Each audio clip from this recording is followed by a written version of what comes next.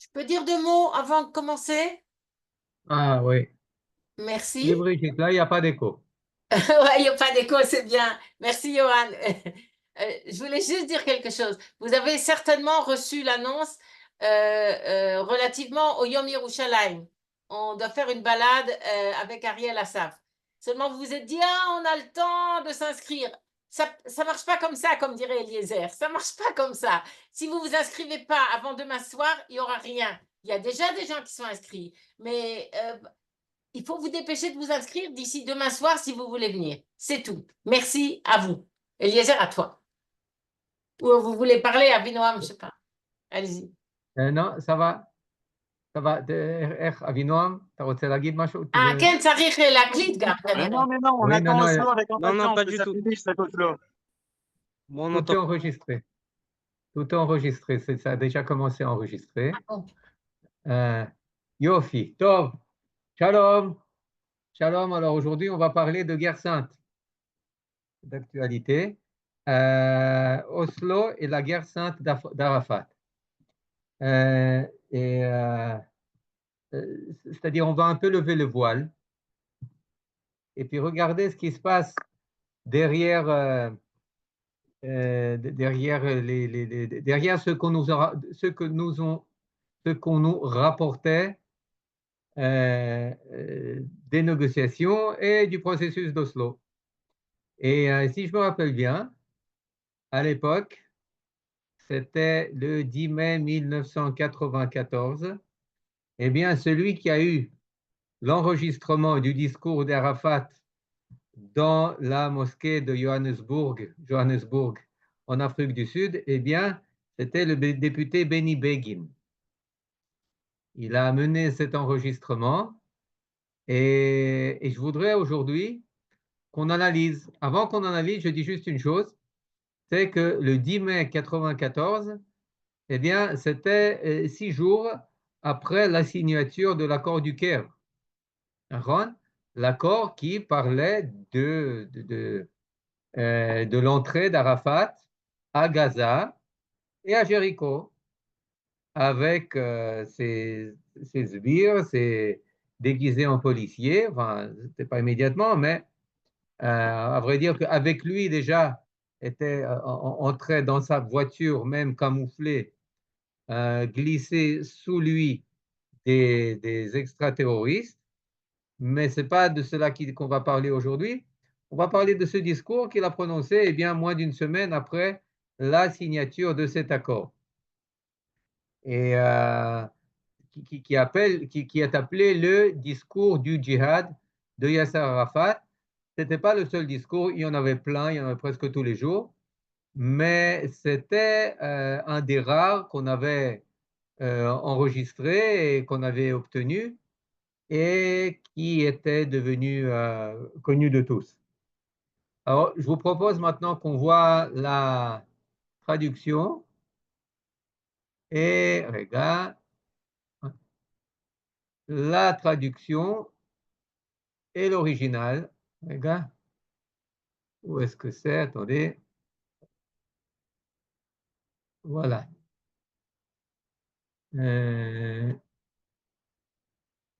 Merci au chat GPT de m'avoir aidé à traduire. Eh bien, je propose, ça va, vous voyez? Vous voyez, OK. Alors, bon, on va le lire d'abord. Je propose qu'on le lise en français. Ceux qui veulent peuvent le lire en hébreu. De toute façon, c'était ni en hébreu, ni en français à l'origine. Et voilà ce que Arafat a dit. Et là, il faut savoir qu'il parle à ses frères. En France, on aurait dit coreligionnaires, mais pour Arafat, c'est des frères. C'est-à-dire, il n'y a pas de différence entre religion et famille, c'est un ensemble. Et c'est comme ça qu'il commence. Nous sommes responsables de tous les lieux saints, musulmans et chrétiens. Et j'ai insisté pour mentionner les lieux saints chrétiens avant les musulmans, car je dois rester fidèle à l'accord entre le calife Omar ibn al-Khattab et le patriarche Sophron. On va revenir sur ces personnages. Vous vous souvenez de cet accord? C'est pour cela que j'ai insisté pour mentionner les lieux saints chrétiens en plus des musulmans. Et je vous le dis franchement, de frère à frère, nous avons besoin de vous. Nous avons besoin de vous en tant que musulmans, en tant que mujahideen. Vous devez venir faire le djihad pour libérer Jérusalem. Cet accord, non, rien à voir avec historique. Ça, c'est GPT qui l'a, je ne sais pas pourquoi il l'a ajouté. Ce n'est pas à l'origine. Cet accord ne me semble pas plus important que celui conclu entre le prophète Mohammed et la tribu de Quraysh. On va y revenir aussi.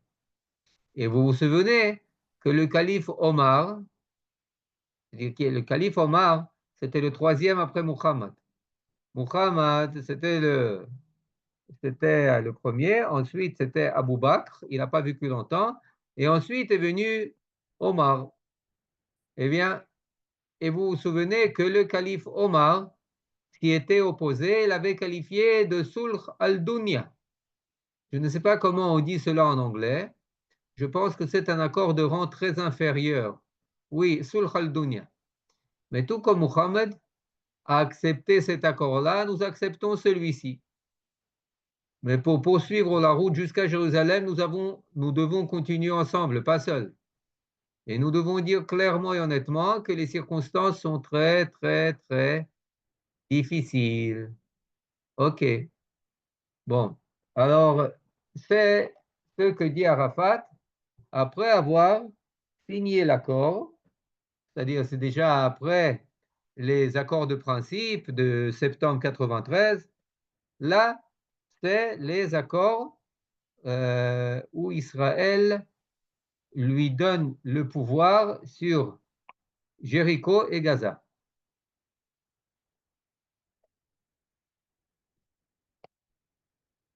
Et maintenant, donc, la chose qu'on connaît de cet accord, c'est qu'il y parle de djihad. Ça, c'est quand on dit, ah, le discours de djihad de Arafat, on dit, ah ouais, bien sûr, je connais, c'est... Et il parlait de djihad et pas de paix. Tov. Mais à vrai dire, il parle aussi de beaucoup d'autres choses. Le djihad, ce n'est pas la seule chose qu'il parle. Et les autres choses ne sont pas moins importantes. Il dit comme ça, nous sommes responsables de tous les lieux saints musulmans et chrétiens, et j'ai insisté pour mentionner les lieux saints chrétiens avant les musulmans, car je dois rester fidèle à l'accord entre calife Omar ibn al-Khattab et le patriarche Sophron. Mais c'est qui ce Omar ibn Khattab et Sophronius, etc. Qu'est-ce que ça vient faire? Eh bien, c'est une chose très intéressante. Il faut savoir que les musulmans ont vaincu les Byzantins durant la bataille de Yarmouk en 636.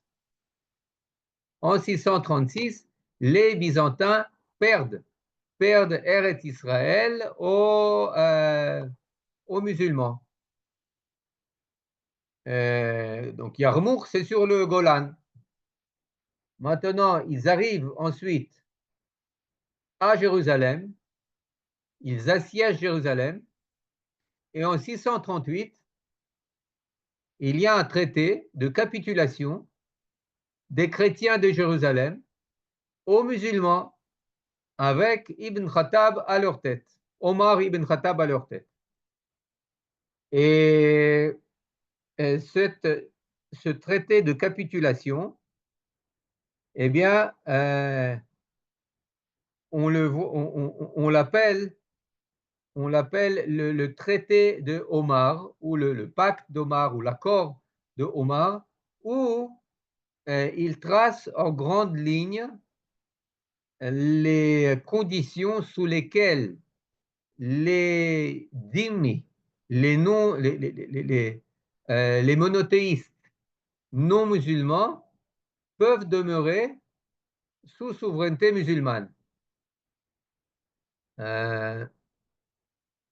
Il parle là-bas du droit de résider des chrétiens, c'est-à-dire ils peuvent rester, ils peuvent partir, ils peuvent rester avec leurs églises et ils peuvent continuer à pratiquer leur religion. Mais ils doivent payer la jizya, ils doivent payer l'impôt, avec toutes les clauses humiliantes, bien que ça ne figure pas dans leur traité en tant que tel. Et il y a encore une chose, c'est que les Juifs n'ont pas droit de résidence à Jérusalem.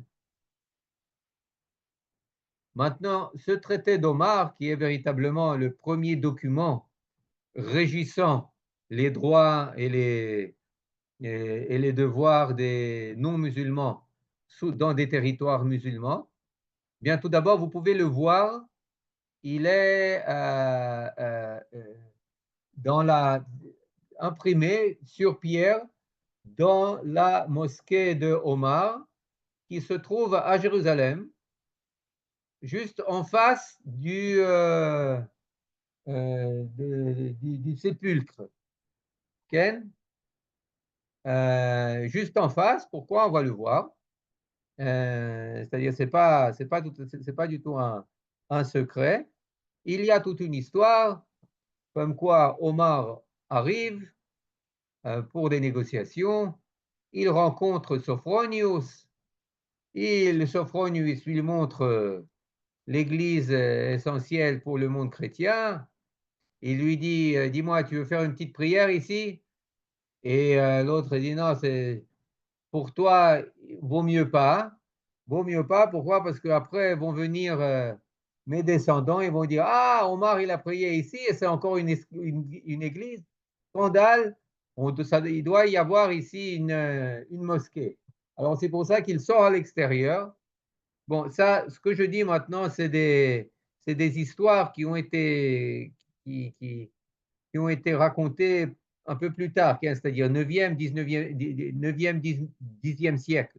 Ce n'est pas des histoires qui sont, qu'on a, comment dire, le texte original, le protocole de la rencontre entre Sophronius et Omar, qui a été imprimé, qui a été mis dans la bibliothèque nationale et qui a été conservé jusqu'à nos jours. Non, ce que je raconte, c'est ce que les musulmans, et en grande partie les chrétiens, racontent sur cette rencontre, sur leur rencontre. Choses qui ont été mises par écrit, encore une fois, environ 200-250 ans plus tard.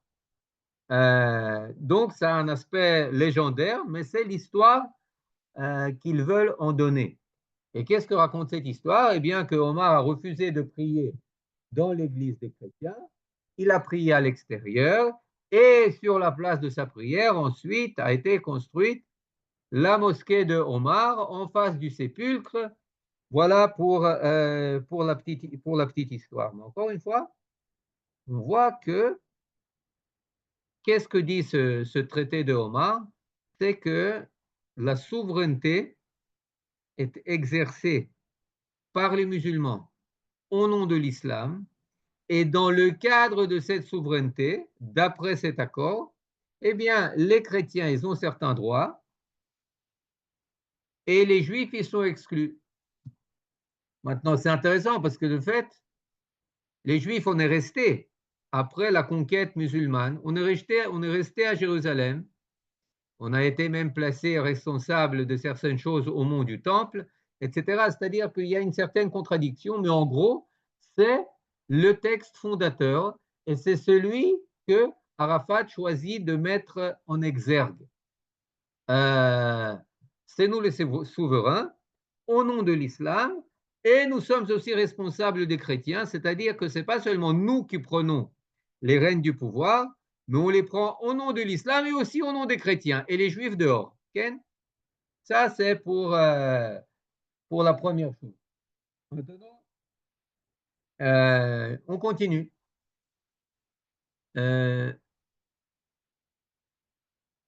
Et je vous le dis franchement, de frère à frère.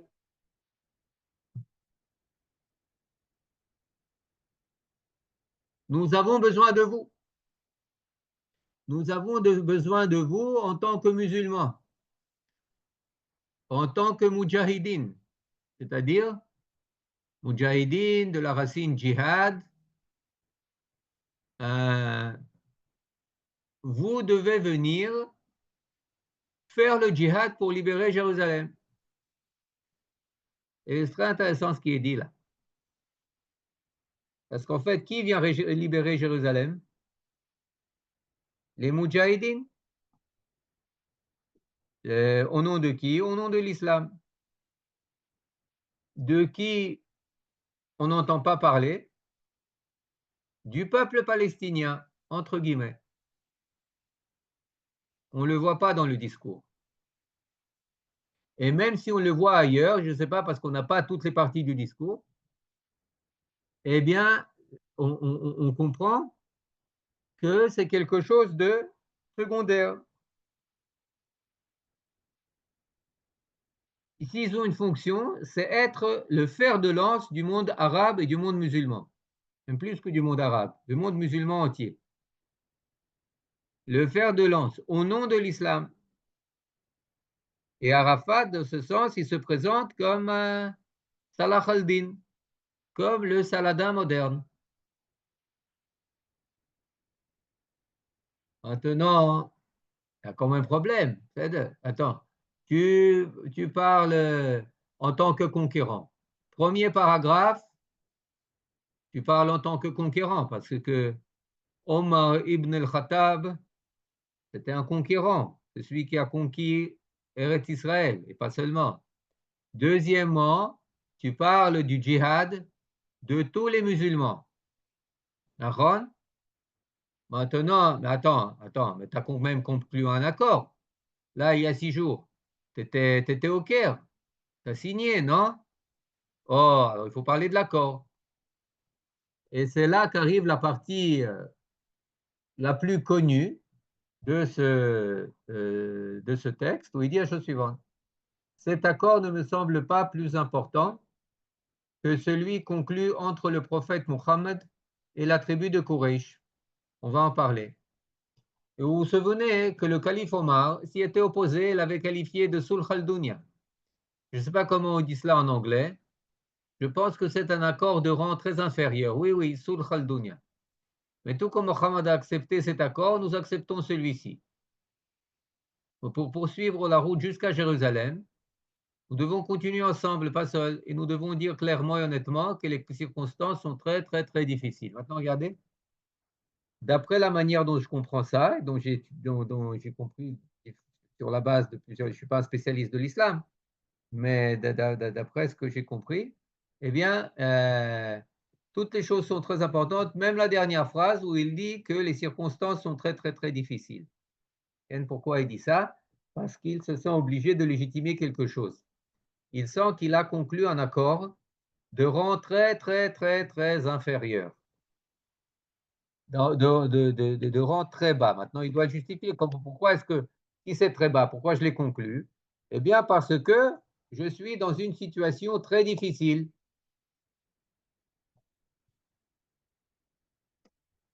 Et qui était encore dans une situation très difficile? Muhammad, qui a conclu l'accord avec la tribu de Quraysh. Maintenant, qu'est-ce que c'est ce Muhammad et qu'est-ce que c'est ce Quraysh? Eh bien, faisons quelques pas en arrière et regardons ce qui s'est passé dans la première moitié du 7e siècle.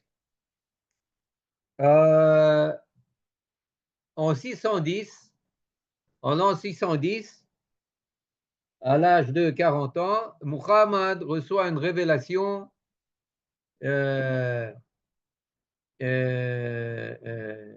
de Mecque, reçoit une révélation et puis il vient dans les tribus de Mecque, et à Mecque, c'est un lieu central, c'est le lieu de rencontre de toutes les tribus où il est interdit de faire la guerre, c'est aussi le lieu de rencontre de toutes les divinités païennes du monde arabe à l'époque.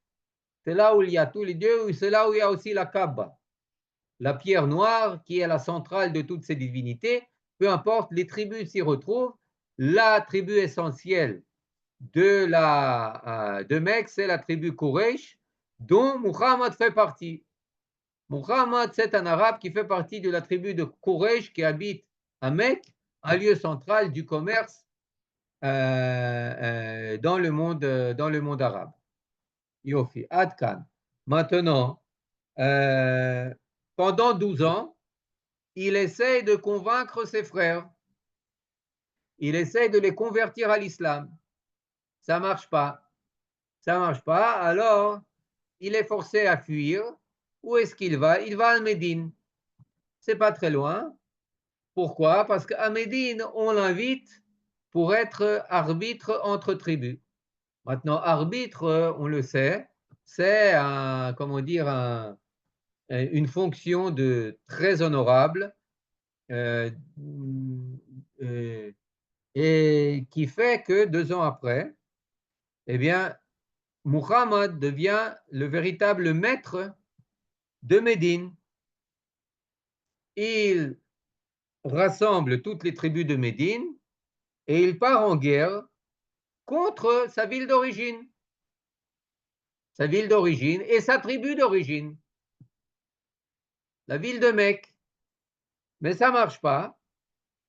Après 4 ans de guerre et de razzia, etc., on arrive en 628. Il signe l'accord à Hudaybiyah. Hudaybiyah, c'est un petit lieu entre Mecca et Médine où il signe un accord pour une durée de 10 ans. C'est un accord de paix avec des clauses où il a droit de monter, etc., à Mecque pour se prosterner, pour ci, pour ça. Peu importe, un accord conclu pour 10 ans. Maintenant, OK, il revient chez soi et puis, qu'est-ce qu'il commence à faire? Tout d'abord, il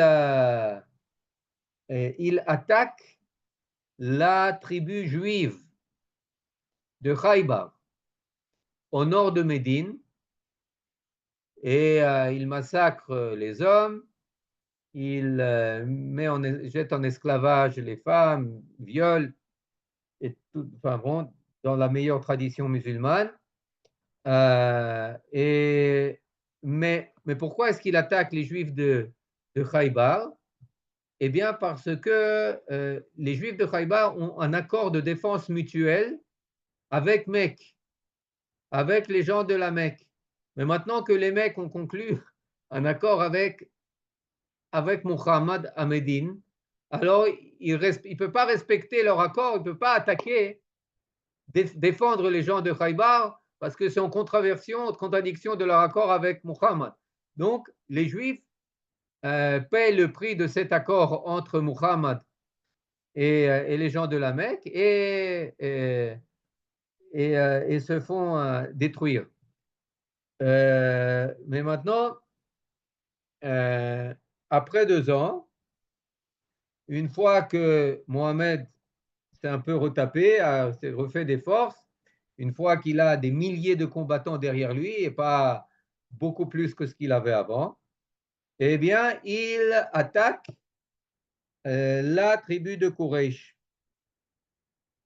sa propre tribu, et il conquiert Mecque, etc., etc. De là, on peut comprendre beaucoup de choses. Lorsque les Arabes chantent Khaybar, Khaybar, ya Yahoud, Jish Muhammad, quelque chose de ça, c'est-à-dire que Khaybar, Khaybar, Khaybar, Khaybar, donc Khaybar, il y a les Juifs, l'armée de Muhammad est triomphante ou quelque chose comme ça, et bien parce qu'ils voient dans l'attaque de Muhammad à Khaybar une victoire qui annonce sa victoire sur la Mecque et ensuite la déferlante musulmane sur sur le monde entier. Maintenant, pour ce qui est de l'accord de Hudaybiyah, là aussi, Muhammad pose les véritables règles du jeu, qui disent la chose suivante. Quand tu es faible et les infidèles sont forts, eh bien, tu peux les tromper. Tu peux conclure avec eux un accord et que tu pourras enfreindre dès que tu auras la force de les vaincre. C'est les nouvelles règles du jeu. Et c'est ainsi que Arafat présente l'accord d'Oslo à ses auditeurs à Johannesburg.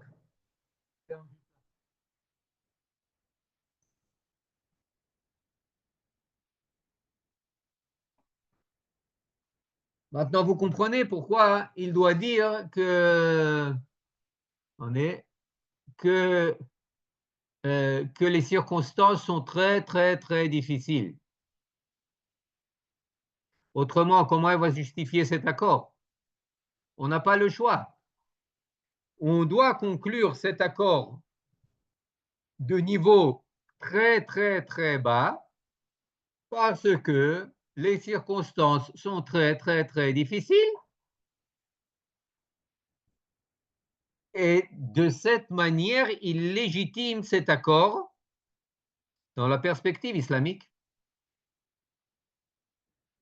Parce que si les conditions n'étaient pas très, très difficiles, pourquoi tu conclus avec eux un accord?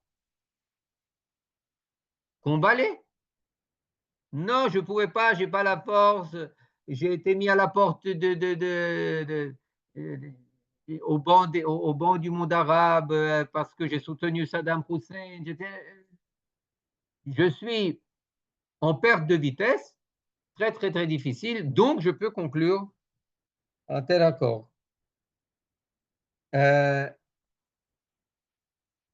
Dernière partie qui n'est pas mentionnée ici, c'est une partie de l'accord qui a été révélée plus tard, où il dit que l'État d'Israël, c'est une solution provisoire et que la Palestine va la remplacer. Maintenant, lorsqu'on entend ça, eh bien, on comprend où est l'essentiel et où est le secondaire. L'essentiel, c'est l'islam. Et c'est le monde musulman. Et les frères, pas forcément les frères musulmans, mais les frères où qu'ils soient, mais qui sont musulmans. Et l'accord d'Oslo, c'est quelque chose de provisoire.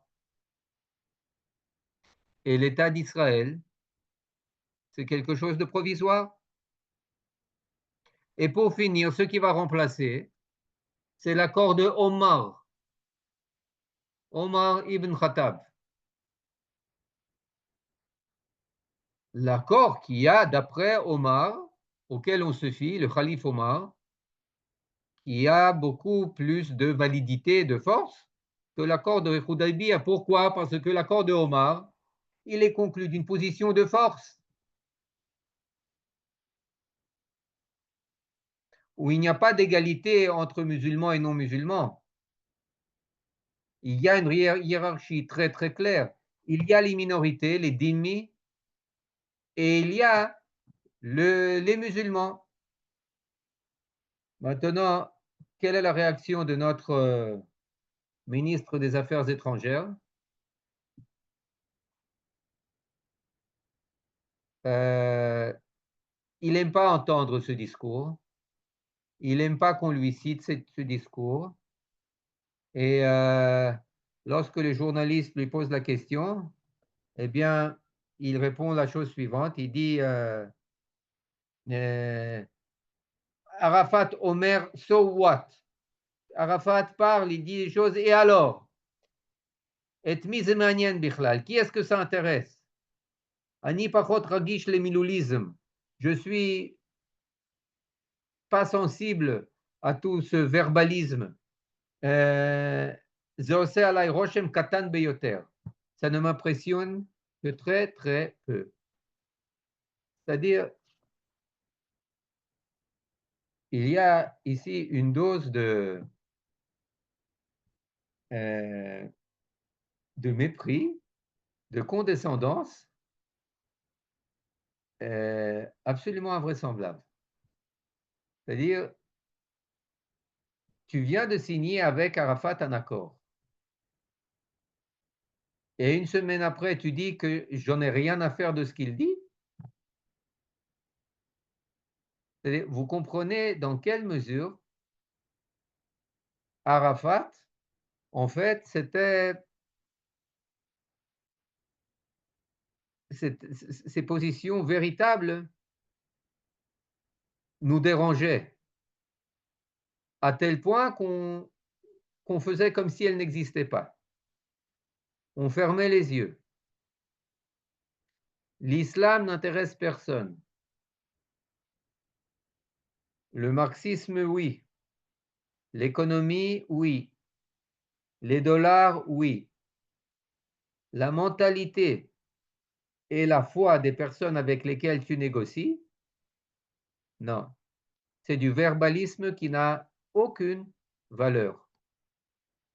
Je pense que on a très souvent l'impression que c'est bon, c'est le discours d'Oslo, c'est le discours de Johannesburg, c'est un épisode de l'histoire, c'est pas l'essentiel, non. C'est l'essentiel. Pourquoi? Parce que c'est là que Arafat dit la vérité.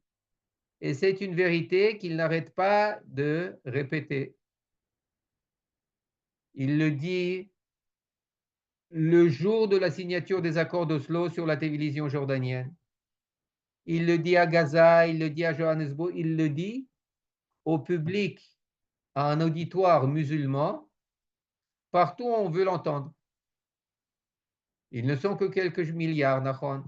1,7 milliard environ. Okay? Pas beaucoup.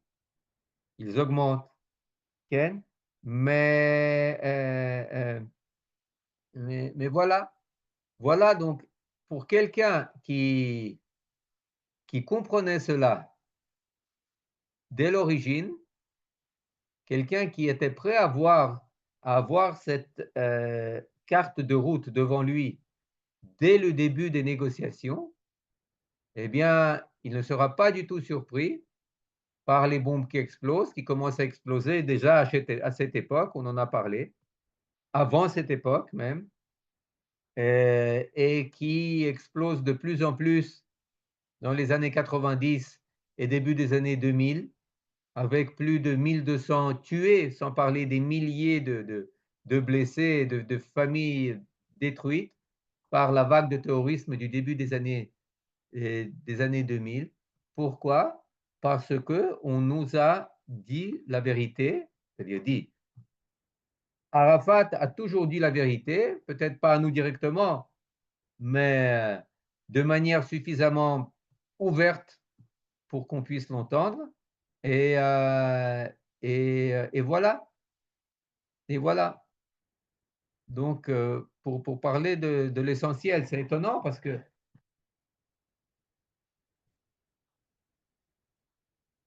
c'est étonnant parce qu'on présente très souvent le monde arabe, en tout cas du deuxième moitié du XXe siècle, comme un monde socialiste, marxiste, nationaliste, pas religieux. Eh bien non, c'est un monde qui continue à être très, très religieux, comme je l'ai appris de mon enseignant, professeur Mordechai Nissan, encore à l'origine. Et il y a très, très, très, très peu de musulmans qui ne prennent pas leur foi, qui ne prennent pas leur Coran au sérieux. Voilà, je vous laisse la parole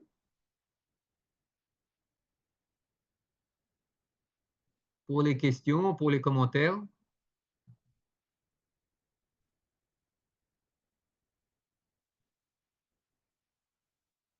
Brigitte? Non, en fait, le problème, c'est que devrait y avoir une règle générale. Il faut toujours écouter ce que disent nos ennemis et les croire. Il y a des gens, quand ils ont entendu parler de Mein Kampf, ils n'y croyaient pas. Et donc, il faut croire ce que disent nos ennemis. C'est très, très important et se renseigner pour écouter ce qu'ils disent. Pendant des années, on occultait aussi les programmes de télévision scolaires des Palestiniens et des Arabes israéliens parce que c'était en arabe et parce que ça venait à l'encontre justement de cette politique d'Oslo.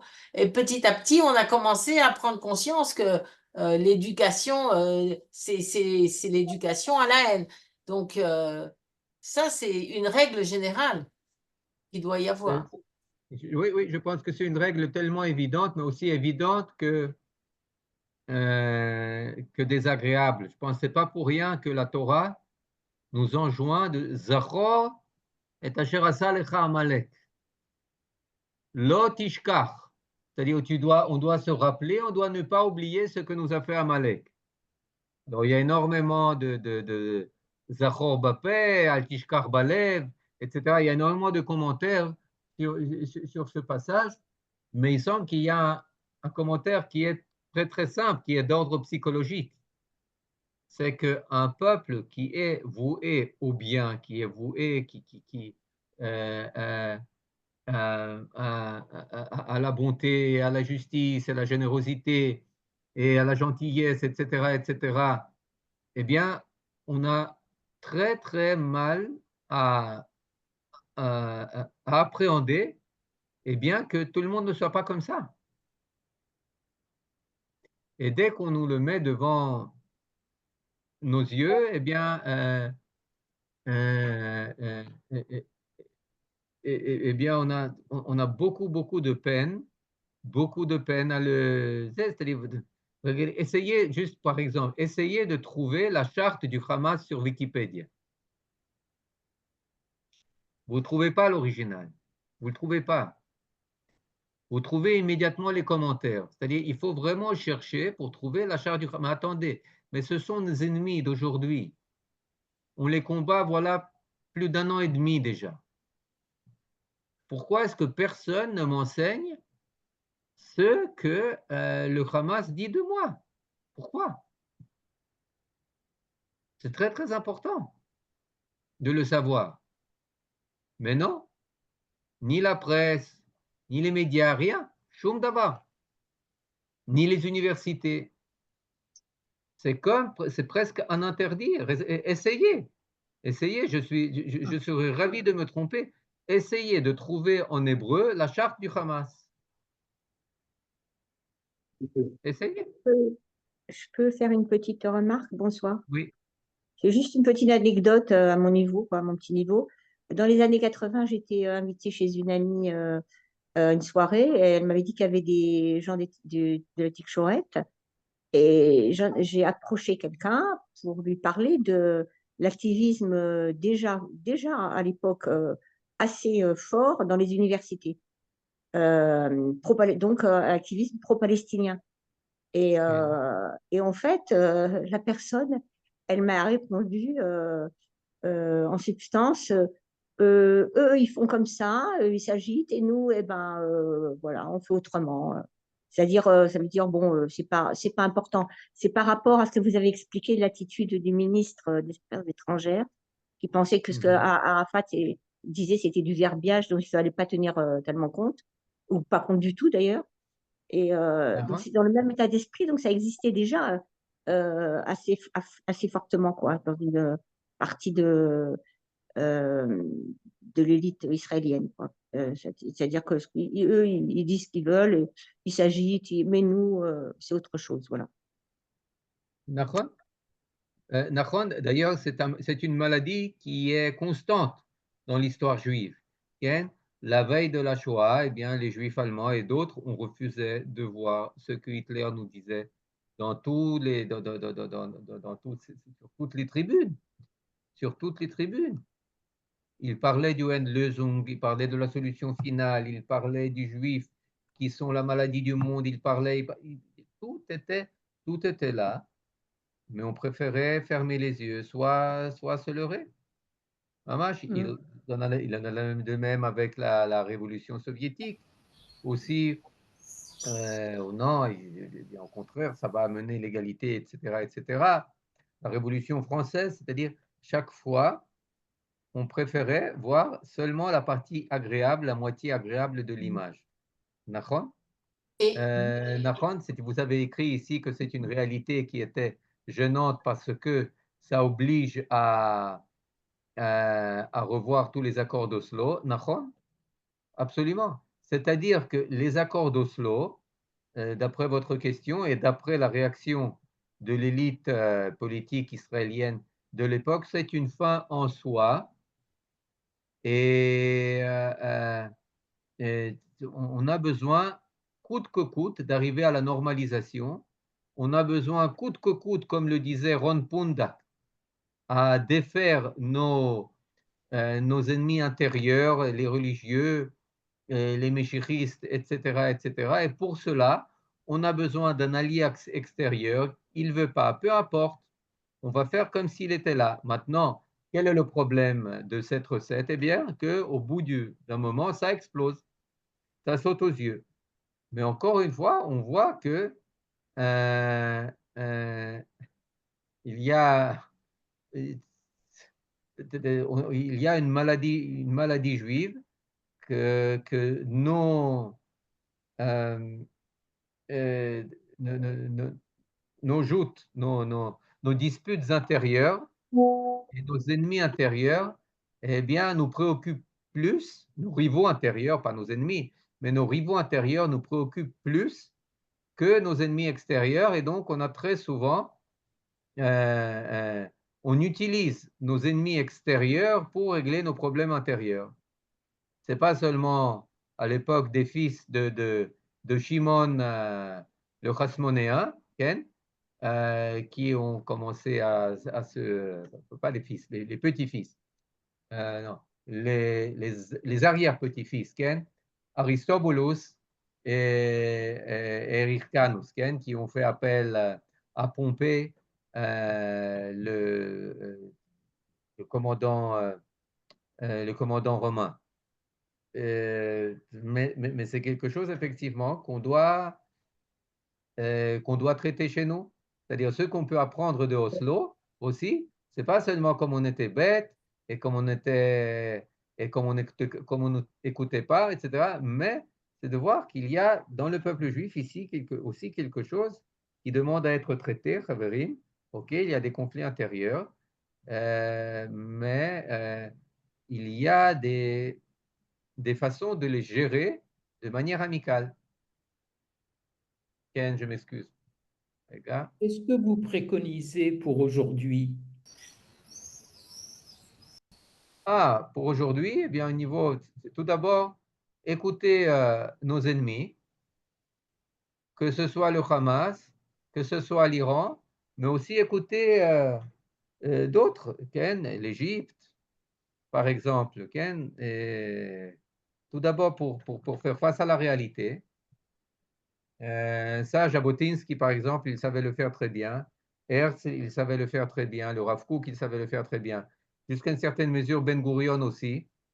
Il y en a d'autres qui savaient le faire beaucoup moins bien. Vous saurez les citer mieux que moi. Mais je pense qu'au niveau intérieur, c'est comprendre que même lorsqu'on a beaucoup de controverses avec des partis politiques et des juifs à l'intérieur d'Israël, eh bien, dire que, ah, on vous a dit, c'est à cause de votre politique que tout cela est arrivé, même si c'est vrai, ce n'est pas la chose la plus constructive. Même si c'est vrai, dire que tout cela, ça provient de... Mais il y a quelque chose de plus profond. Il y a quelque chose de plus profond et bâtir n'est pas une chose moins importante, et je pense plus importante que analyser toutes les analyser savamment tout le malfonctionnement de certains systèmes, etc., etc. Il y a d'autres stratégies. Il y a aussi d'autres stratégies. Il y a tout simplement de dépasser le conflit, ce qu'on sait faire, par exemple, on sait très bien le faire à l'armée, on sait très bien le faire dans toutes les organisations de bénévoles, etc. Baruch Hashem, ces dernières années et plus, on a fait l'épreuve de notre capacité à nous unir, pas seulement en guerre, mais aussi ailleurs. D'ailleurs, dès que vous allez un peu au-delà de l'écume des médias pour voir la situation véritable du peuple juif, eh bien, ça donne,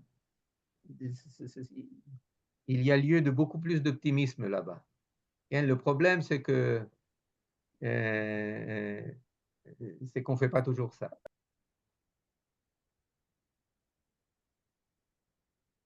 Je voulais dire qu'il faut faire attention, il y a une réalité et il y a les mots qu'on met sur cette réalité. En particulier, moi je me rappelle, avec Oslo, chaque fois qu'il y avait un attentat, on disait « ce sont les victimes du processus de paix ». Tu te rappelles de ça? Alors ça, c'est une manière comment dire, de transformer la réalité avec les mots. C'est aussi très important. Le langage, ce qu'on dit, et de créer une autre réalité. Okay? Et c'est pour ça, exactement, c'est-à-dire c'est un travestissement, c'est-à-dire conserver les mots. Par exemple, aujourd'hui, eh bien, beaucoup de gens disent, je ne sais pas plus quel est le but de la guerre. Hein, Manien? Tu ne sais pas quel est le but de la guerre? Bah oui, si on ne libère pas les otages, je n'ai pas d'autre but. Il n'y a qu'un seul but, libérer les otages à tout prix, avec tout le respect dû à la mitzvah de Pidyon Shvuim. Eh bien, je pense qu'il y a un but plus important. C'est de faire en sorte que l'État d'Israël ne soit plus otage. Que les 7 500 000 juifs de l'État d'Israël ne soient plus otages d'organisations terroristes comme le Hamas à Gaza. Et pour cela, pour qu'il n'y ait plus d'otages dans l'avenir, eh bien, il faut vaincre jusqu'au bout et extraire cette structure, tant physique, politique et idéologique, et faire une dénazification de Gaza, et on en a parlé, faire partir une grande partie, et ceux qui restent, rééduquer de A à Z. Ken? Pourquoi? Parce que sinon, ça ne va pas marcher. C'est rare, Eliezer. Mais je crois que justement, on ne veut pas voir. Les dirigeants aujourd'hui, que ce soit à l'armée, que ce soit politique, ne veulent pas comprendre qu'il faut irradier le Hamas. Pour irradier le Hamas, il faut prendre les terres, il faut s'installer. Et cette guerre-là, elle est complètement... Maman, il n'y a pas de mots pour ça. On va, on conquit, on reprend, on revient, on s'en va, et ils reviennent, eux, ils reviennent. Mais c'est de la folie, c'est de la folie ce qui se passe. Kol Davar, si on avait, chaque fois qu'on faisait, on serait resté sur place. C'est ça qu'il faut faire. Maintenant, on vous répondra que c'était pour rendre les otages, on vous répondra que c'était à cause de la pression américaine, on vous répondra c'est parce qu'on n'avait pas les armements, on n'avait pas les abus, on n'avait pas les munitions pour continuer, pour mener à bien cela avec des conditions très très difficiles, combat sur terre, combat sous terre, etc. etc. C'est là, Zemeod lo pashut, Ken. La semaine, il y a 2 jours, Eliezer Cherki nous a dit que Mordechai Kedar, il a fait une déclaration absolument extraordinaire, a analysé la position de de Trump. Trump, il nous a donné un programme très précis et on n'a pas voulu le faire. Alors il a dit, si vous ne voulez pas le faire, eh ben, tant pis, moi je vais avec les autres. C'est plus simple pour lui. Oui, oui, oui, mais aussi, vous savez, Trump, je ne pense pas qu'il faudrait dire que Trump, c'est l'homme Non, avec la délivrance, et puis nous, on est non, mais il nous a les donné quand même, il a chassé faire on n'a pas voulu, on n'a pas fait. Alors qu'il non, attendez, pourquoi on n'a pas voulu? Est-ce qu'il y a quelqu'un pour les accepter ou vous allez les mettre? Trump nous a proposé quelque chose. Trump a dit qu'il allait ouvrir les portes de l'enfer sur Gaza. Oui, qu'est-ce qu'il a fait? Il a dit qu'il allait ouvrir les portes de l'enfer sur Yémen. Oui, qu'est-ce qu'il a fait? Après quelques semaines de bombardement, 2 avions sont tombés à l'eau. Il ne voulait pas que les autres soient descendus par les Houthis. Et puis il a dit, il a fait une paix séparée. Il dit voilà, parce que voilà, nous, on n'a pas réagi. vous Parce que nous, on n'a pas réagi. Nous, on n'a pas réagi assez. Nous, on n'a pas réagi. Ok, peut-être qu'on aurait pu mieux réagir, mais je pense que Trump, avant tout, il l'a dit, je suis intéressé par beaucoup d'argent. J'ai besoin de trillions pour financer l'Amérique. Il est allé là. Nous, on n'a pas de trillions à lui donner. Alors, il est allé en Arabie Saoudite, à Qatar, les Émirats, etc.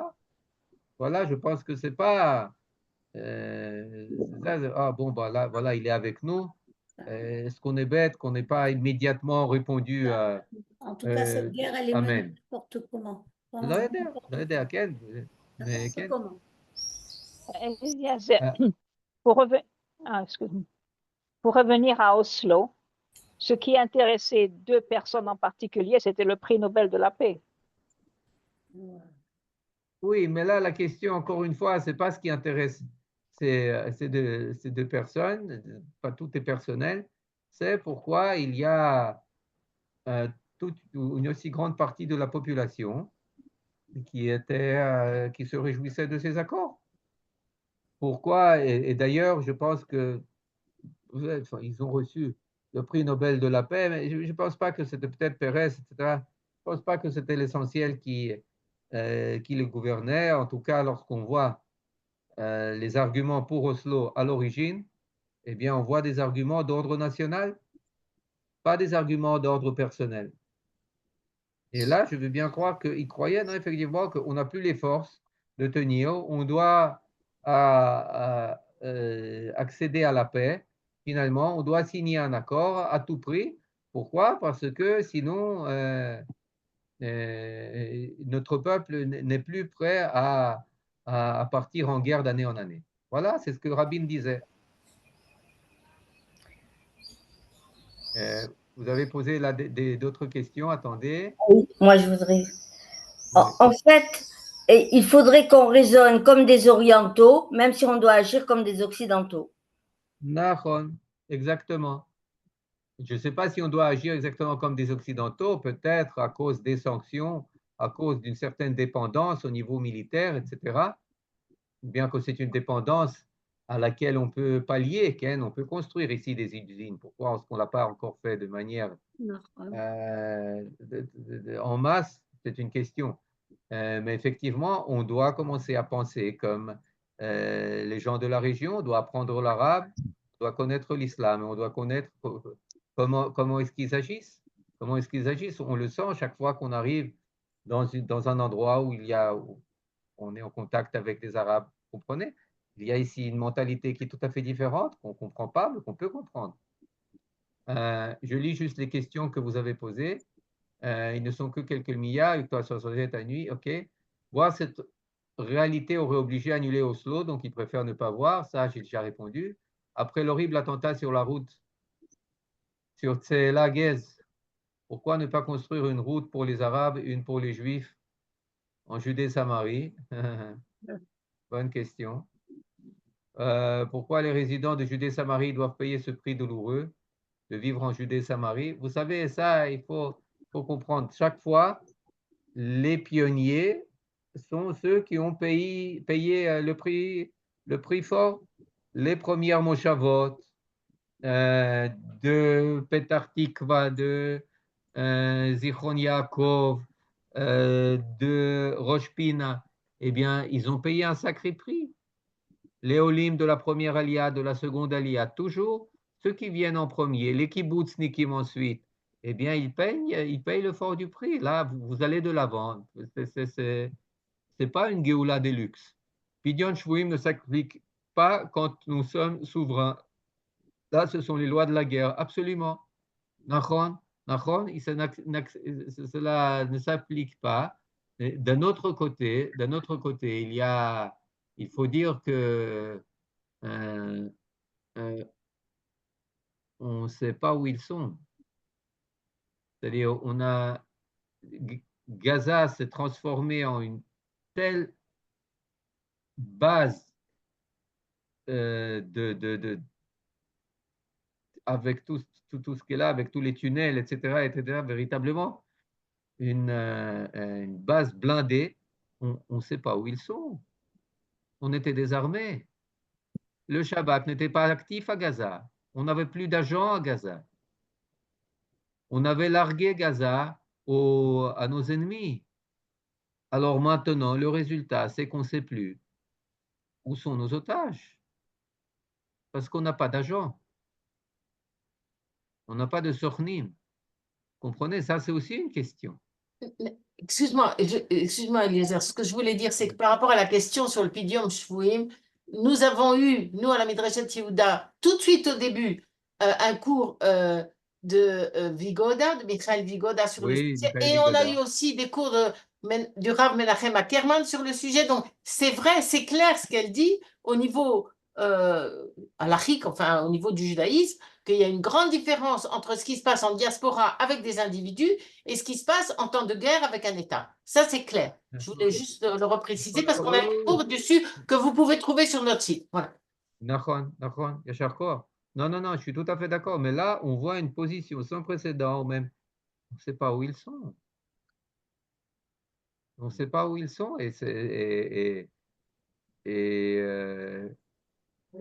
Même si au niveau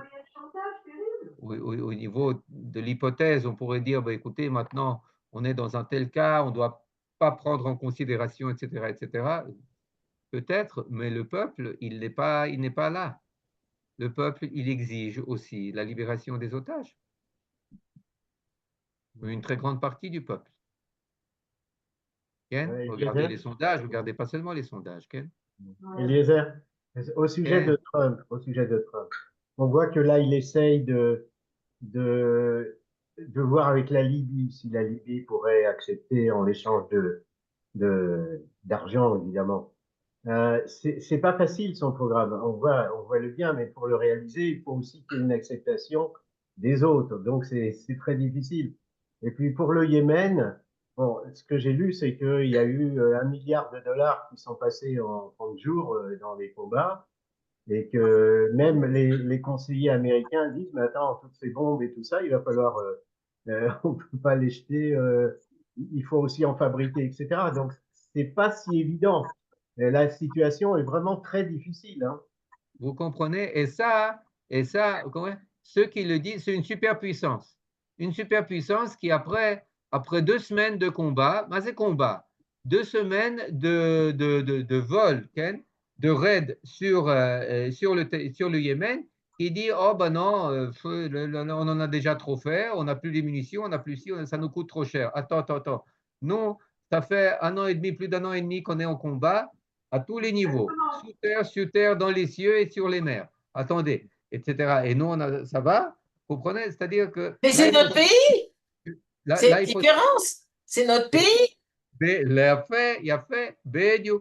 fait, non, mais je parle au niveau des ressources.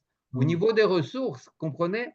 Et on a des ressources. Mais c'est pour ça que j'ai demandé à un ami qui était très haut placé et qui connaît personnellement Trump. Bon Omar Etzeka, il l'a rencontré, etc. Il me dit, écoute, et qui est une personne très, très, très à droite, Ken, là, à côté de lui, qui me dit, écoute, il faut comprendre le personnage. Le personnage,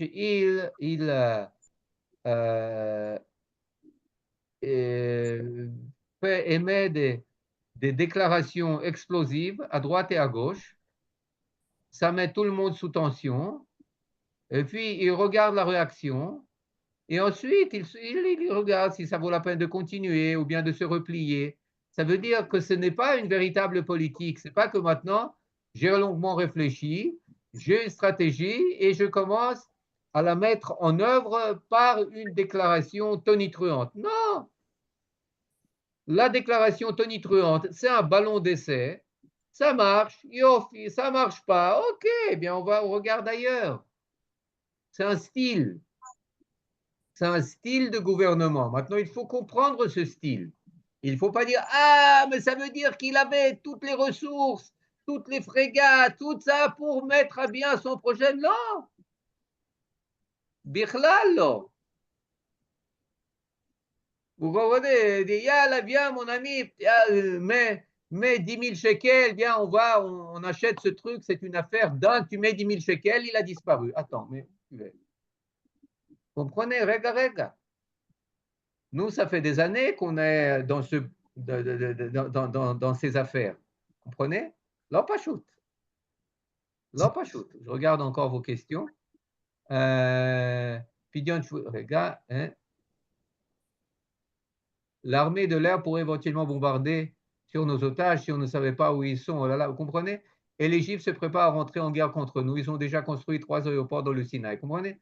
Donc là aussi, tout ça, c'est à prendre en considération. Donner des solutions, de 10 000 mètres kilomètres, de 10 000 kilomètres d'ici. Thank you very much. I'm grateful. Mais let's see, comme on dit. Vous comprenez? C'est aussi quelque chose à prendre en compte. Bien que, effectivement, c'est l'administration la plus amicale qu'on ait jamais connue, etc., etc. Mais ce n'est pas tout. Et il paraît qu'on a détruit que la moitié du métro. Nachon? Absolument. C'est-à-dire, on voit que c'est compliqué, que c'est très compliqué et que c'est une guerre d'ordre biblique. Que voulait dire Sharon par c'est pas seulement Sharon, tout le monde disait ça. Tout le monde responsable, tout le peuple que tu es au pouvoir, eh bien, c'est pas comme des bancs de l'opposition où tu vois une image théorique. Voilà. Mais en tout cas, je ne sais pas si on part de notre rencontre avec plus ou moins d'optimisme, mais j'espère avec plus de compréhension, avec pour moi-même un peu plus d'humilité et en tout cas une marche à suivre quant aux nos joutes intérieures entre juifs. Ne pas faire en sorte, ni de droite à gauche, ni de gauche à droite, que nos ennemis extérieurs nous aident à régler nos affaires intérieures. Maintenant qu'il y a un an. Et attends, il y a quelqu'un qui pose une question. Voilà, j'espère qu'on a appris quelque chose à ce sujet. Eliezer, est-ce que tu penses qu'on est mieux maintenant qu'il y a un an?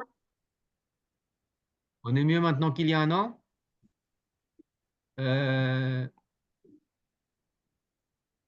OK. Certainement, on est beaucoup mieux maintenant qu'il y a un an. Bien sûr, ben regardez, il faut… troisième chose, qui est peut-être plus importante que toutes les autres. Il faut être plein de gratitude. Parce que même avec notre atermoiement et nos allers-retours, etc., regardez par exemple le front nord. Ce qu'on nous préparait, ce à quoi on nous préparait du Liban, c'était 10 fois pire que ce qui est arrivé de Gaza. c'est pas pour rien qu'on a envoyé le 7 octobre toutes les forces possibles et imaginables, pas au sud, mais au nord. Où est le Hezbollah aujourd'hui? Il n'est plus là. Pendant 70 ans, notre plus grand ennemi avec l'Égypte, et depuis les accords avec l'Égypte, notre plus grand ennemi, à part l'Iran, c'était la Syrie. Où est la Syrie? Où est la famille Assad? Vous comprenez? Ils sont plus là. C'est-à-dire, on est dans un état tout à fait différent. La guerre qu'on menait il y a 1 an et demi, c'était véritablement une guerre d'existence. Une guerre où notre existence était en danger à cause de nos ennemis du Nord, aussi du Sud, mais avant tout du Nord. Maintenant, c'est encore difficile, la Khon, mais on n'en est plus là où on était. Mamash là. La plupart des personnes sont revenues dans les habitations au nord, à part Metula. Metula, non, encore d'autres, pas tous. Okay? Mais quand même, ce sont des buts qui ont été atteints en partie. Ce qui se passe Judée-Samarie, ce n'est pas suffisant. Mais lorsqu'on le compare à ce qui se passait là-bas il y a 2 ans, etc., on ne rasait pas les camps de réfugiés à Shrem, à Jenin, à Tulkarem. Non, ce n'est pas ce qui se passait. À Bethléem, en partie. Voilà. On ne peut pas ne pas être optimiste. On est en route. On ne peut pas ne pas être optimiste. Le 7 octobre, on aurait pu tous y passer. D'accord. Top. Alors, avec cette note de gratitude, Bezrat Hashem, Yom Yerushalayim Sameach. Merci beaucoup. Yom Yerushalayim Sameach. Merci beaucoup, c'était très intéressant.